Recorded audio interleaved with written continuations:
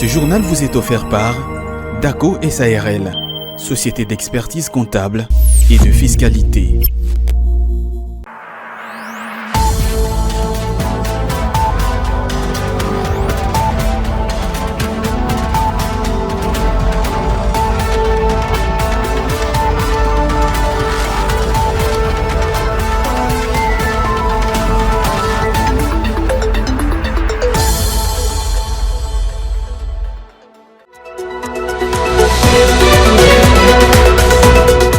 ZLECAf, la RDC prépare la 16e réunion aux deux ministres africains au commerce.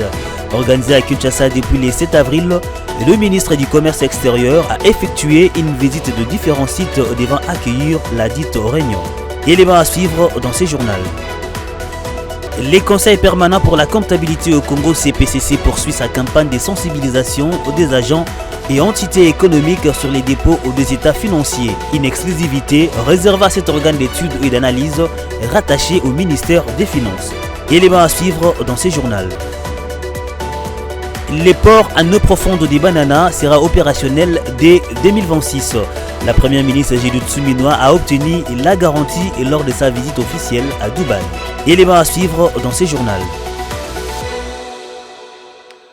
C'est le grand journal série Kofin Télévision. Bienvenue à tous. Commençons avec cette brève où la ville de Kinshasa, quelques jours après les inondations meurtrières enregistrées, a connu une nouvelle fois la pluie ce vendredi 11 avril 2025. Celle-ci a entraîné une fois de plus des inondations. Certaines artères, à savoir l'avenue Colonel Mojiba dans la commune de Ngalima, les boulevards du 30 juin à Gombe, l'avenue Étienne Tshisekedi, anciennement appelée avenue des Huileries à Lingala et autres, ont été submergés. Pour l'instant, aucun dégât n'a été rapporté. Une situation alarmante qui intervient près d'une semaine après les derniers désastres des pluies diluviennes du 4 et le 5 avril dernier, avec à la clé plus de 40 personnes décédées, des disparus, des dégâts matériels importants et des sinistrés provisoirement relogés dans les stades de Kinshasa. Nous y reviendrons avec force et détails dans nos prochaines éditions. En visite officielle à Dubaï, le jeudi 10 avril, la première ministre Judith Suminwa a obtenu la garantie que les ports en eau profonde du Banana sera opérationnel dès 2026. Ces projets stratégiques soutenus par le président Félix Tshisekedi visent à moderniser les infrastructures portières du pays avec le soutien total de la RDC et l'engagement réaffirmé du géant DP World. Ce futur hub logistique renforcera les capacités commerciales du pays. Suivez. La première ministre Judith Suminwa Tuluka vient d'obtenir des assurances importantes concernant l'opérationnalisation du port en eau profonde de Banana. En déplacement à Dubaï, Judith Suminwa Tuluka a rencontré les dirigeants de DP World, géant mondial de la logistique portuaire, constructeur de ces ports. L'objectif est d'accélérer la concrétisation de ces projets stratégiques pour la RDC et DP World s'engage à les livrer dès 2026. Ce qui était important, c'est de montrer que la République démocratique du Congo, le président de la République à travers le gouvernement, sont vraiment en position de vouloir voir aboutir ce projet du port en eau profonde de Banana. Et c'était important pour moi de pouvoir rencontrer les responsables de premier ordre de DP World pour discuter avec eux de l'évolution des choses et montrer que nous, au niveau de la RDC, aujourd'hui, nous sommes en position de pouvoir pleinement accompagner ce projet. Et ils m'ont promis que si tout va bien, dans l'ordre établi, on pourra avoir les premiers navires dès l'année prochaine, 2026. Et donc, nous allons travailler ensemble pour assurer que cela puisse se faire de manière correcte. Signalons que ces projets stratégiques soutenus par le président Félix-Antoine Tshisekedi visent à doter la République démocratique du Congo un port aux standards internationaux avec des capacités plus importantes. Le jeudi 10 avril, le vice-premier ministre en charge des transports Jean-Pierre Bemba Gombo a été devant la commission infrastructure, aménagement du territoire et nouvelles technologies de l'Assemblée nationale. Il était accompagné de plusieurs entreprises publiques sous sa tutelle, y compris l'ONATRA, la SNCS, la LMC, et Congo Airways, Air Congo, la RVA, l'OGFREM et bien d'autres. Il était question de fournir des éclaircissements à cette commission sur divers sujets concernant ces entreprises sous contrôle étatique. Regardez. Face à cette commission infrastructure, aménagement du territoire et nouvelles technologies de l'Assemblée nationale, il était question pour le vice-premier ministre en charge du transport, Jean-Pierre Bemba, d'éclairer la lanterne des élus nationaux sur divers sujets concernant les entreprises de l'État sous sa tutelle. À cette occasion, le député national Patrick Monimo a saisi cette opportunité pour plaider en faveur des agents des entreprises publiques basés à Goma, contraints de fuir cette ville occupée par le mouvement armé M23 AFC. Moi, je suis élu de la ville de Goma et nul n'ignore, il y a eu des agents de l'État, les agents de l'OGFA, les agents de la RVA, les agents de la RVF, et j'en passe. Ces agents se retrouvent ici à Kinshasa. Ils ont fui la guerre nous imposée par le Rwanda. Fort malheureusement, Excellence, nos compatriotes là, parce que ce sont nos frères, n'ont pas d'assistance au moment où je vous parle. Et jusqu'à maintenant, ils n'ont pas d'affectation. D'ailleurs, pour votre information, on les payait pour 26 jours.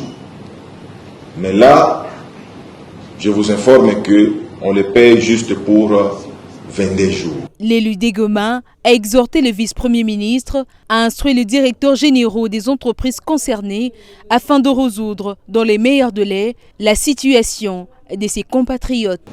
Heureusement que vous êtes là, Excellence, Monsieur le ministre. C'est l'occasion de les instruire tous les DG concernés afin qu'ils puissent prendre en considération les recommandations de ces agents qui sont ici à Kinshasa. J'étais en train de voir comment sensibiliser mes collègues à ce que nous puissions appeler, n'est-ce pas, les DG concernés en grande plénière à l'Assemblée nationale et non en commission, pour que nous puissions nous décider et voir comment sanctionner les concernés.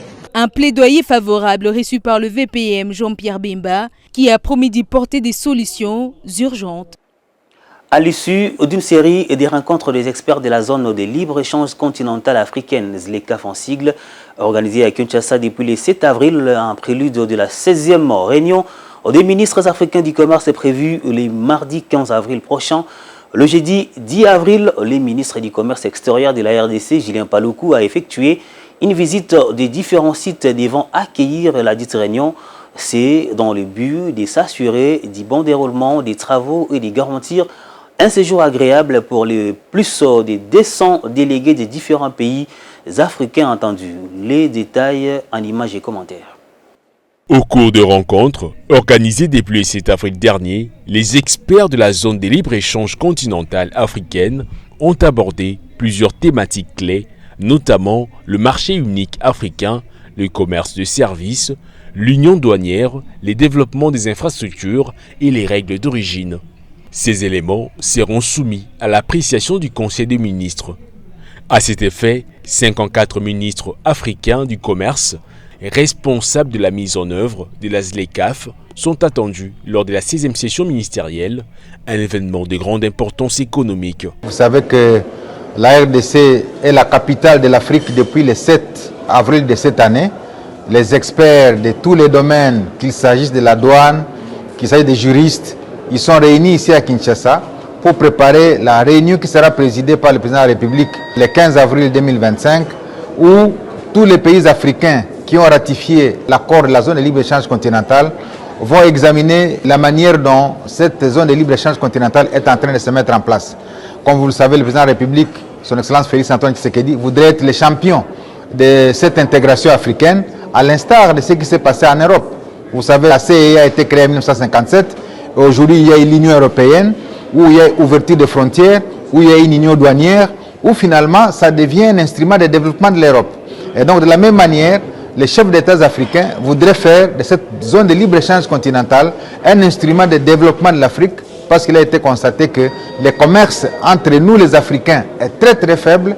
Il faudrait l'élever au niveau où il atteigne peut-être 80% du volume du commerce international. Cet événement marque une étape décisive dans la marche vers une intégration économique panafricaine et un pas de plus pour la RDC qui tend à rendre dynamique son économie.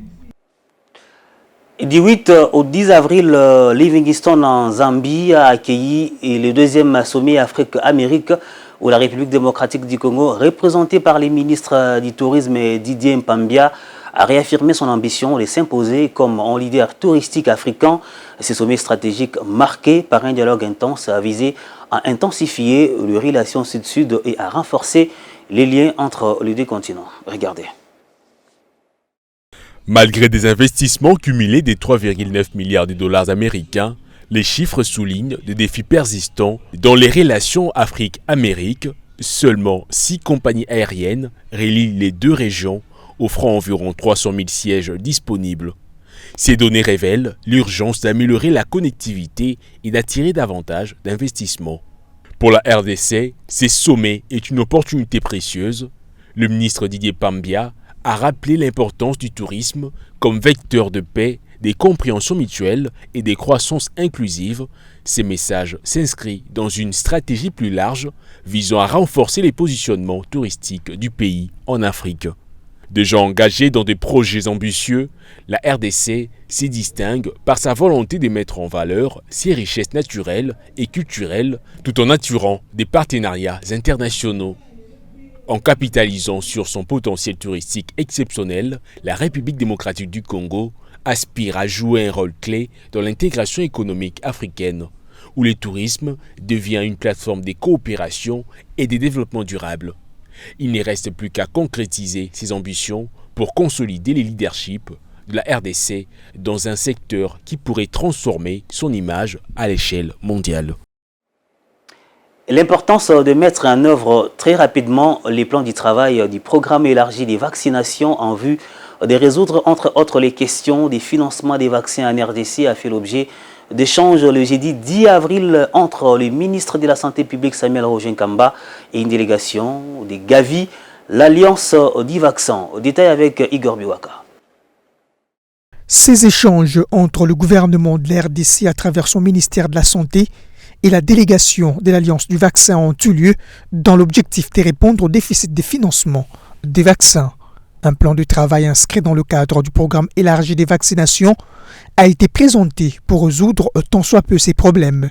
Cyril Nogier, responsable pays des Gavi, fait ici les points de leur discussion. Nous remercions beaucoup le ministre de la Santé pour nous avoir reçus. Nous avons apprécié l'engagement du gouvernement, mais aussi du ministre lui-même, dans l'engagement personnel pour pousser des sujets très importants de la vaccination.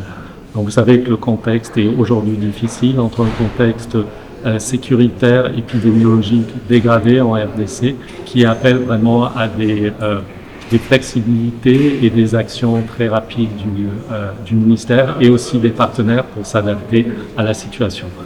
Donc nous avons pu discuter de l'importance de mettre en œuvre très rapidement le plan de travail du programme élargi de vaccination avec tous les partenaires pour adresser les principales difficultés auxquelles le pays est confronté aujourd'hui, comme par exemple des questions sur le financement de vaccins, qui était jusqu'à présent un grand succès de la RDC, qui était reconnu de façon internationale, et surtout la mise en œuvre d'activités prioritaires. À noter que l'objectif fixé derrière ces besoins d'accroître le financement des vaccins est d'assurer la couverture vaccinale sur l'ensemble du territoire national.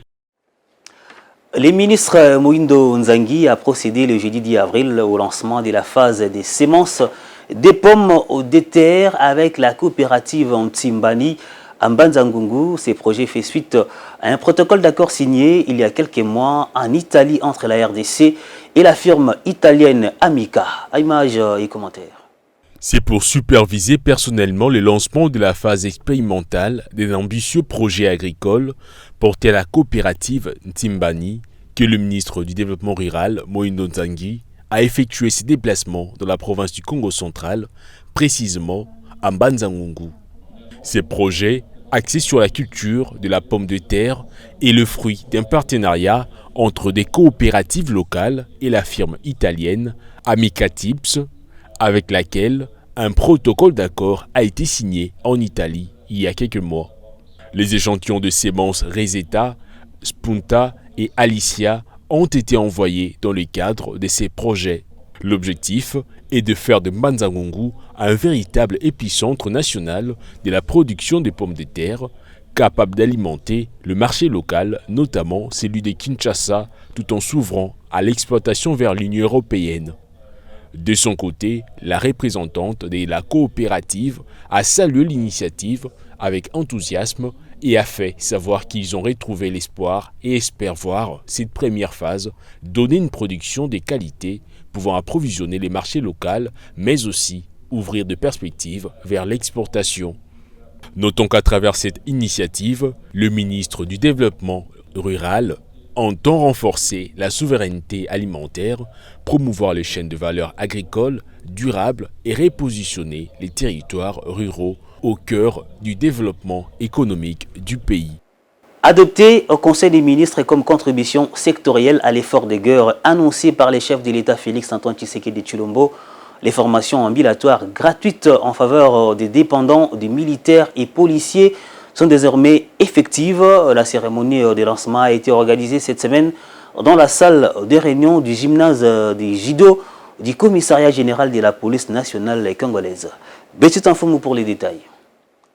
Après adoption au Conseil des ministres, l'heure est à la matérialisation de ces projets en faveur des dépendants de militaires et policiers. Devant les concernés, Marc Ekila, ministre de la formation professionnelle, a expliqué les modalités pratiques de cette série de formations. Nous avons pensé que ce qu'il y avait de mieux à donner aux enfants des militaires et policiers, c'est cette éducation, c'est cette formation-là.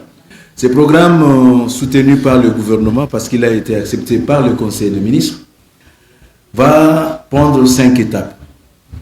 Nous aurons 5 étapes de 2000 apprenants, 2000 apprenants.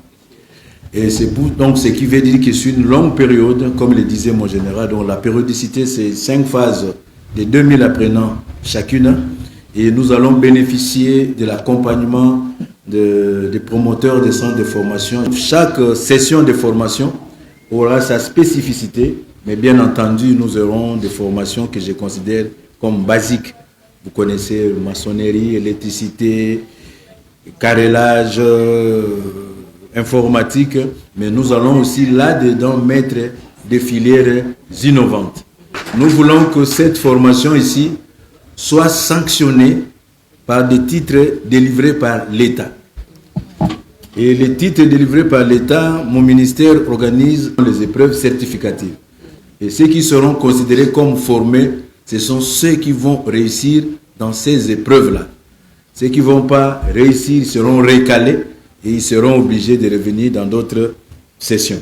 Le général Vital Awachango, qui représentait le commissaire général de la police empêché, a appelé à la durabilité de cette initiative. La cérémonie de séjour témoigne l'implication et l'engagement de son Excellence, Monsieur le Président de la République, qui ne cesse de parler toujours de l'amélioration des conditions sociales des policiers et des militaires. Nous félicitons aussi les jeunes qui se sont engagés, qui viennent d'être inscrits pour ces formations. Et nous leur demandons de s'approprier de cette formation, car leur avenir en dépend.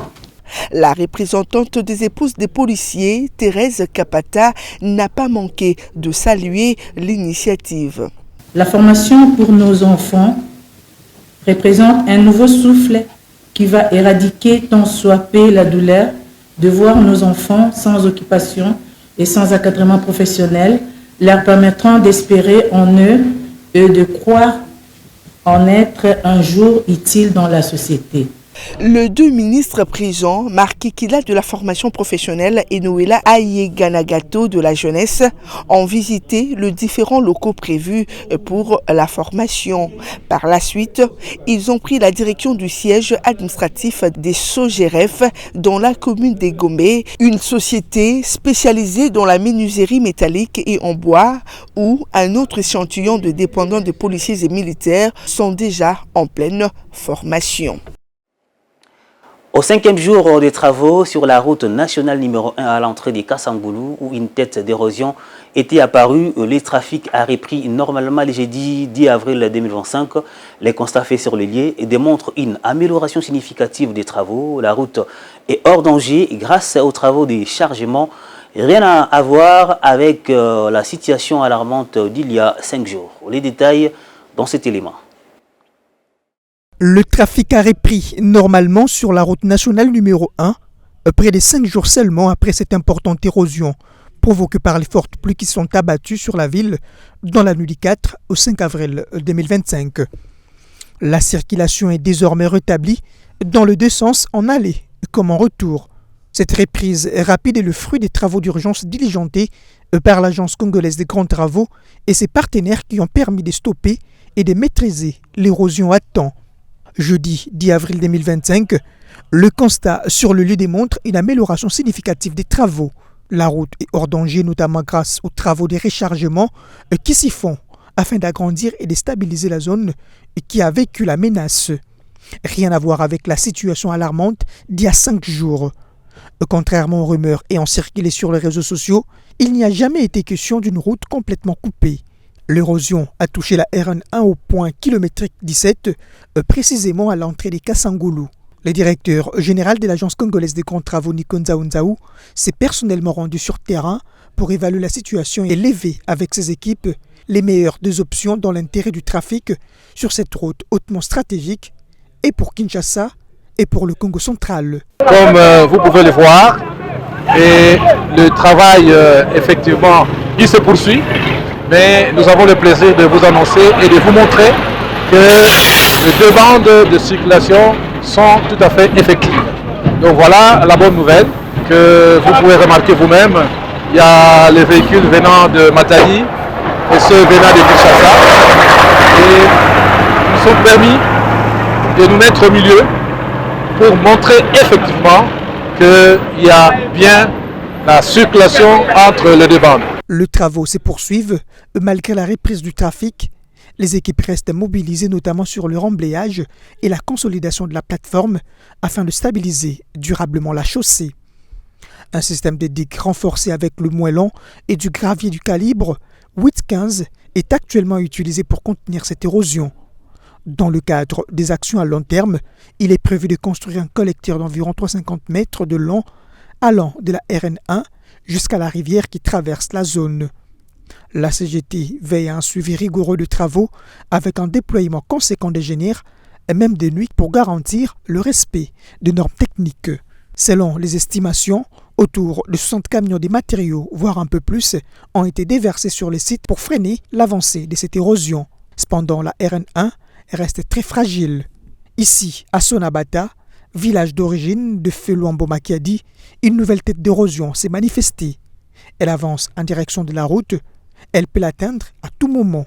La mission de contrôle de la CGT a décidé d'une intervention en toute urgence, ici aussi. Une commission d'enquête visant à éclairer les circonstances autour des dernières inondations meurtrières à la suite des pluies diluviennes qui sont abattues sur la ville de Kinshasa a été mise en place par l'Assemblée provinciale. C'était au cours d'une plénière convoquée cette semaine dans l'hémicycle de cet organe délibérant. On écoute à propos les rapporteurs de l'Assemblée provinciale de Kinshasa dans une déclaration lue au sortir de cette séance plénière. Déclaration de l'Assemblée provinciale de Kinshasa face au sinistre survenu du vendredi 4 au samedi 5 avril 2025.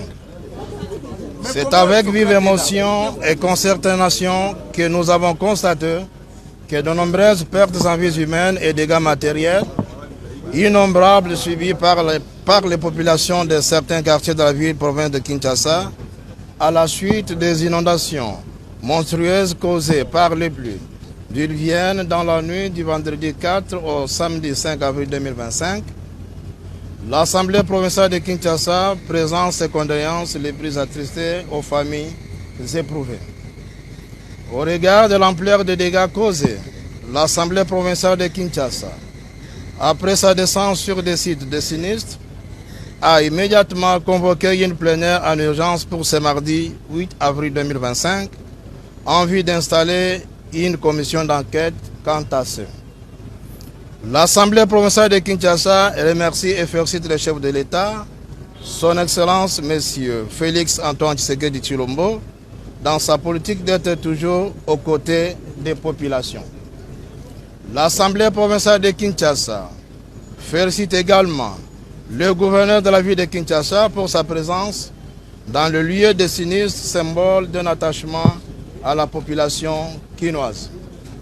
L'Assemblée provinciale de Kinshasa ne saurait rester de marbre face à cette catastrophe naturelle et l'invite en conséquence le gouvernement provincial de Kinshasa à multiplier les efforts afin de venir au secours aux familles éprouvées. Que Dieu protège la ville, province de Kinshasa. Je l'ai évoqué au sommaire de ce journal, les conseils permanents pour la comptabilité au Congo, CPCC, poursuit sa campagne de vulgarisation et de sensibilisation des agents et entités économiques sur les dépôts des états financiers au plus tard le 30 juin de l'année en cours. Une initiative qui est une exclusivité réservée à cet organe d'études et d'analyse rattaché au ministère des Finances ayant pour principal rôle la certification des comptes des entreprises publiques et la diffusion de la Centrale nationale des bilans. Reportage. En sa qualité du numéro 1 de cette institution d'études et d'analyse des différents plans comptables, ayant pour vocation des conseils techniques du gouvernement en matière de comptabilité, mais aussi la certification des comptes des entreprises publiques et la diffusion de la Centrale nationale des bilans, le secrétaire général, le professeur William Bouyamba, a commencé par présenter les conseils permanents de la comptabilité au Congo avant d'en énumérer les missions. C'est un service sous tutelle du ministère des Finances, du ministre des Finances si vous voulez. Et le CPCC, c'est l'organe technique et conseil du gouvernement en matière de la comptabilité. A pour mission la conception et la gestion du système comptable en République démocratique du Congo, d'organiser et de tenir la Centrale nationale des bilans, les monopoles de la distribution, n'est-ce pas, des imprimés ou des formulaires des états financiers, vulgarise le système comptable et veille sur son application correcte. En vertu des dispositions légales, ces derniers s'est attelé à rappeler aux agences économiques, à savoir les entreprises publiques et privées, les organisations non gouvernementales et autres, l'obligation de déposer au sein de cet organe les états financiers dans un délai à moyenne échéance. Sensibiliser les agents économiques sur l'obligation qui leur incombe de déposer des états financiers au plus tard, le 30 juin de l'exercice, au Conseil permanent de la comptabilité au Congo, en vertu des dispositions légales. Parce que les entreprises commerciales, les établissements publics, les petites et moyennes entreprises, et toutes ces entités-là qui poursuivent le lucre sont obligées de saisir leur comptabilité selon l'ODICIF, ce que nous appelons acte uniforme relatif aux droits comptables et à l'information financière, de l'OADA bien sûr. Et aujourd'hui, il y a encore un système approprié pour les entités à but non lucratif. L'acte uniforme a commencé à fonctionner depuis le 1er janvier 2024. Le monopole est donné au CPCC parce que le CPCC est le seul qui tient la Centrale nationale des bilans. Il s'est rappelé qu'il est prévu par la loi le pénalité à l'ordre des $100 américains pour motif de non-dépôt, avec peine de $10 par jour ou de retard. Prenons à présent la revue de presse avec Osé Kabamba.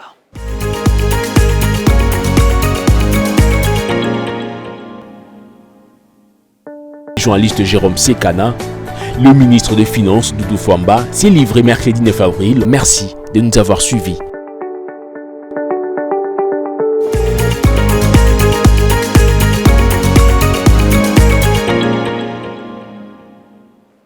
Fin de ce journal, mais avant de se quitter, prenons les rappels des titres. ZLECAF, la RDC prépare la 16e réunion aux 2 ministres africains au e-commerce. Organisée à Kinshasa depuis le 7 avril, le ministre du Commerce extérieur a effectué une visite de différents sites devant accueillir la dite réunion. Vous l'avez suivi dans ce journal. Les conseils permanents pour la comptabilité au Congo CPCC poursuit sa campagne de sensibilisation des agents et entités économiques sur les dépôts des états financiers. Une exclusivité réservée à cet organe d'études et d'analyse rattaché au ministère des Finances. Vous l'avez suivi dans ce journal. Les ports en eau profonde des Bananas sera opérationnel dès 2026. La première ministre Judith Suminwa a obtenu la garantie lors de sa visite officielle à Dubaï. Vous l'avez suivi dans ce journal. Cette édition est complètement terminée. Merci de votre attention. Restez sur Ecofin Télévision pour la suite de notre très cher programme. D'ici là, portez-vous bien. Bon week-end chez vous.